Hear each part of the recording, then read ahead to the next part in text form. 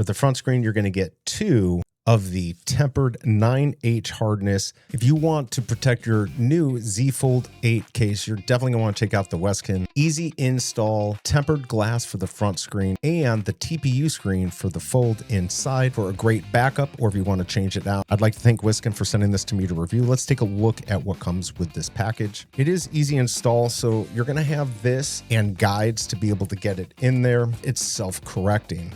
That means if anything happens, it's going to heal itself within 24 hours. Scratches, anything like that, it repairs it automatically. It also has the hydrogel membrane, so it can take multiple folds and still protect your phone. It's ultra clear, 99% bright, and it's quickly responsive. For the front screen, you're going to get 2 of the tempered 9H hardness glass. So this is what I normally recommend. The 9H is pretty much standard. WSKEN has given you everything you need to be able to protect your Z Fold 8 phone and be ready for any incidents that might happen.